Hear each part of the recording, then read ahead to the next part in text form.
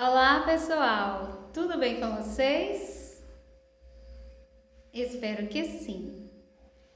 Bom, sou eu mais uma vez aqui, né? A missionária Tânia Matos, no plantão das Boas Novas. Bom, meus queridos amigos, irmãos, é com prazer e alegria, né, que estou mais uma vez aqui com vocês.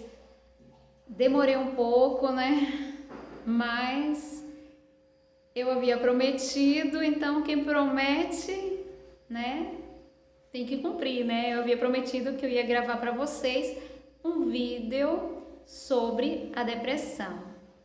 Então, assim, os outros vídeos que eu já havia gravado, tem 2 anos, 1 ano, as pessoas começaram a visualizar, então o que mais me incentivou a estar retornando a gravar foram as pessoas que começaram a visualizar e comentar os meus vídeos, que gostaram. Então isso me animou e é por isso que eu estou aqui para gravar o que eu havia prometido, né, para falar com vocês sobre o assunto da depressão. E nada melhor do que falar desse assunto justamente no mês que estamos vivendo e no tempo que estamos vivendo, que é o mês de setembro, que é o Setembro Amarelo. Então eu pensei, por que não gravar agora, né? Antes do mês acabar, porque estamos na campanha do Setembro Amarelo. Bom, gente, eu vou, assim, para dar abertura, né, ao nosso assunto, eu vou ler 2 versículos bíblicos para vocês.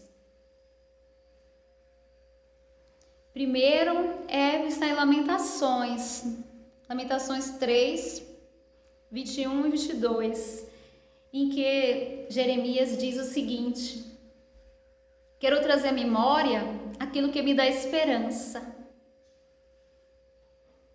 Imagine aí, você pensando assim, né?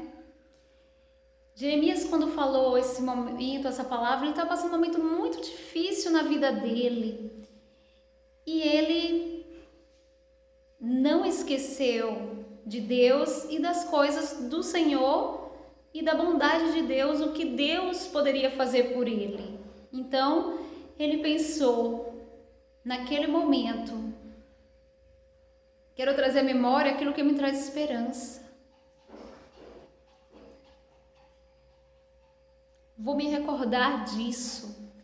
Então, o que trazia esperança para ele era que as misericórdias do Senhor eram as causas, né? São as causas de não sermos consumidos. E as misericórdias do Senhor, elas não têm fim. Elas se renovam a cada manhã. A cada manhã, as misericórdias do Senhor se renovam ao nosso favor. Então, a gente tem motivos de ter esperança.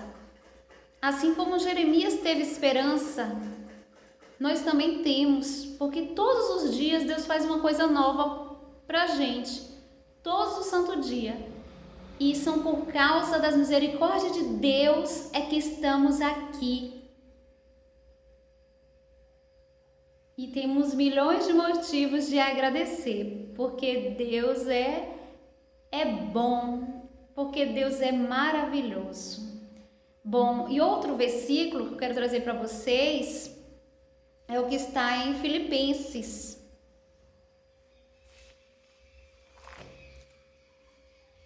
Filipenses 4:8. Filipenses diz o seguinte: irmãos, quanto aos mais, irmãos, tudo o que é verdadeiro, tudo o que é justo, tudo o que é puro, tudo o que é amável, tudo o que é de boa fama. Se há alguma virtude, Se há algum louvor, nisso pensai. Então seja isso que é puro, isso que é amável, isso que é de boa fama, que ocupe agora o teu pensamento.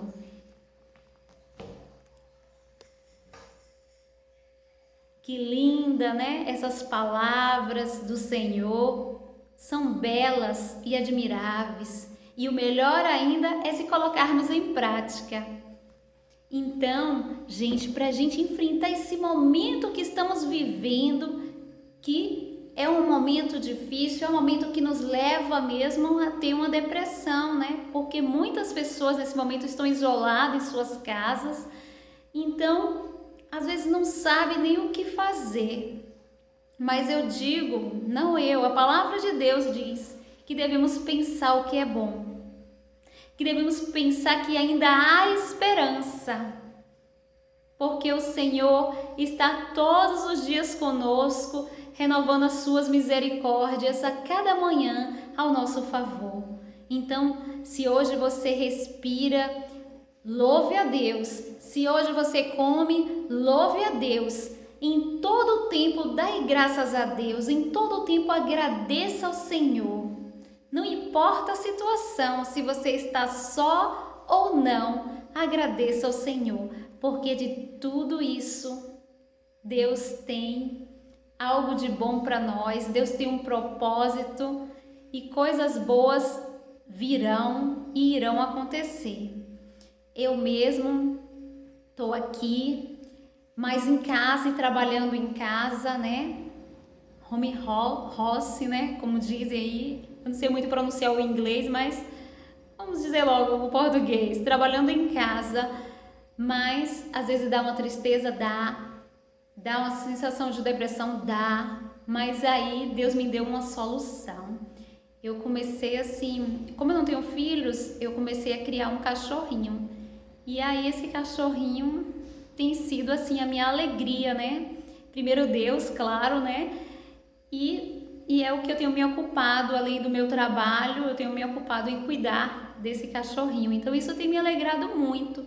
Então assim, para a gente não ter depressão, a gente precisa se ocupar com alguma coisa útil e alguma coisa que você também vai ter um retorno. E isso alegra muito a alma, alegra o seu ego e você se sente super bem. Bom, eu vou falar com vocês alguns tipos de depressão. Primeiro, né, eu anotei aqui que a depressão é um excesso de passado. Coisas do passado, demais, que vem à nossa mente, que vem trazendo angústia, né? E isso entristece. Já a ansiedade é o excesso do futuro, é que você fica muito ansioso para ter as coisas, para planejar o futuro, que acaba até nem vivendo um bom presente. E o estresse é o excesso do próprio presente, né? Quando você se sobrecarrega de um monte de tarefas, um monte de coisas e sem saber se organizar, e aí você acaba com estresse, acaba esquecendo de si próprio, acaba esquecendo até de comer, de tanta sobrecarga de trabalho, de atividades. Pronto, então já defini essas 3 coisas que vocês precisam saber. Mas, diante de todas essas coisas que nos sucedem, devemos ter equilíbrio. Equilíbrio é a chave. É a chave, digamos, do nosso sucesso para tudo na vida, né? E a alegria. E também, se você continuar lendo a palavra de Deus, você vai ver que em Filipenses fala muito para a gente se alegrar e regozijar na presença de Deus. Então, a gente se alegrar em toda e qualquer situação é muito bom e ver as coisas também de um lado humorado.